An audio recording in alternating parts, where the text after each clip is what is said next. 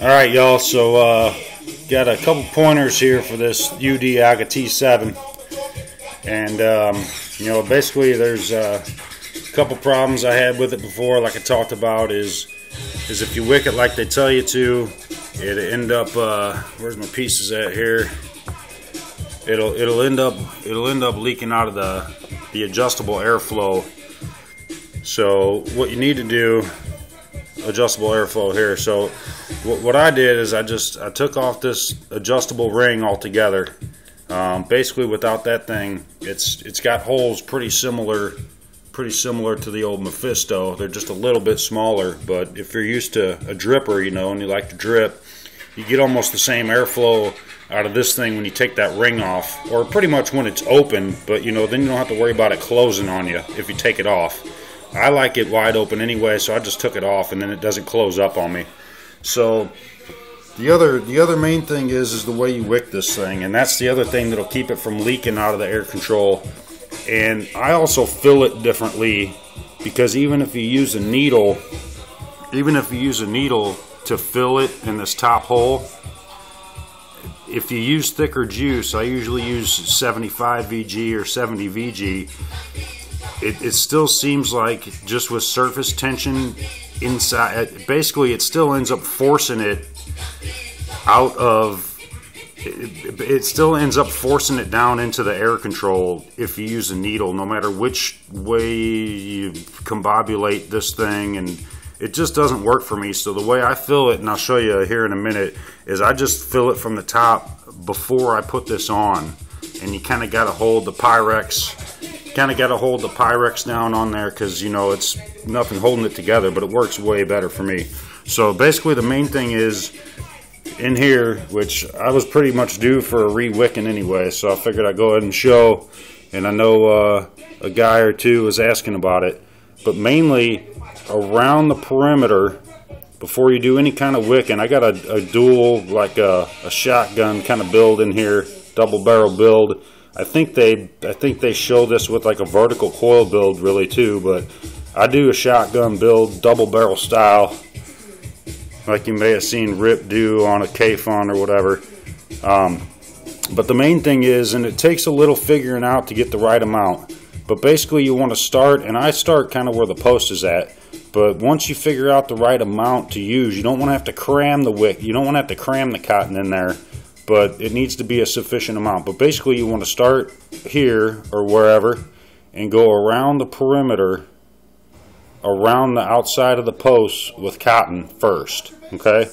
Then after you do that, then you just use short pieces of wick to go through your coil, and they're just long enough to touch the outer ring of cotton on each one, and that's it. So you use your normal amount through the coils, but like I said, it'll take a little figuring to get the right amount out here. And that's basically, you don't want too much, because then it doesn't wick down into there like it should. It won't get through the channels efficiently if you put too much in. If you don't put enough in, it'll do just like it did before, and it'll end up just going right down into your air hole.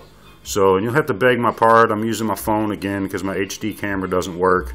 So that's why I'm holding the camera, and the focus isn't very good and all that jazz. So anyway, like I said, the main things that I do with this AGA T7 is you got to wick around the perimeter like a cotton wall. Not too much, not too little. It takes a little getting used to. And then, do it like normal with short leads, short pieces of wick through your coil, just enough to touch down onto your cotton wall. And that's it. Like I said, the other thing I did is I just took this ring off. And like I said, if you want a little less airflow, then I guess you want it on there. But my problem was this thing just moves around way too easy, and it ends up blocking the holes. I always vaped it wide open, so I just took it off altogether, and that's something you can do. Just make sure that you use a screwdriver to take your pin out first. Don't just try and unscrew the bottom part, because even though it's threaded, you got to take the pin out first, because the pin threads into that center part. So otherwise the bottom, you might mess it up, or you might just end up spinning forever, or you could strip it, I guess, too. And then other than that, let me see, I don't know if I'm gonna be able to show you this or not, but here's the way I fill it. Is, you know, basically you put your let me see if I can set the phone over here.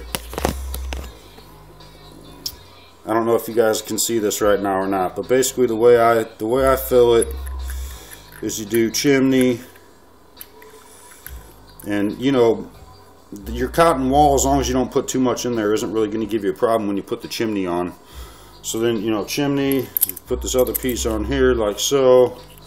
I don't know how good you guys can see this. I can't wait to get a new HD camera. So then what I do is I just put it on my my ohm meter, which, man, I got this thing all taken apart, so this isn't really going to work too good for me, but I do want to show you this real quick.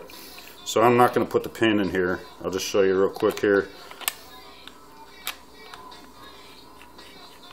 Alright, so I just put it on my ohm meter like this here, and then I just put the Pyrex tank on there like so, right? And then, you know, normally you would put this top cap on there, then you pull that little Allen grub screw out of there, and then you try to hold it in all different kinds of frickin' ways with the needle in there. And even though you're using a needle, you still end up, it still ends up pushing the fluid, the liquid through. It still ends up totally just flooding the thing, and I used to end up losing half of my juice every time. So the way I do it now is I just leave this top dude off. You know, this is Zeus juice. I'm not going to fill it right now because I need to re-wick this thing. So you just hold on to the tank a little bit like so. Fill her up like bam. Screw your top on afterwards. Done. Alright. I don't know if anybody else has had a problem. I ain't seen nobody else talking about making it flood big time or losing half their juice by using this, but I use a needle just like they say to do, and it don't work. So that's what works best for me. I mean, the airflow, and I don't even remember what this build is on here. I can't tell you because it's. But I mean, the thing is, I mean, it's not enough. It works. I mean, as far as it works, pretty much like a dripper. As far as what you can get off of this thing, if you can get it right.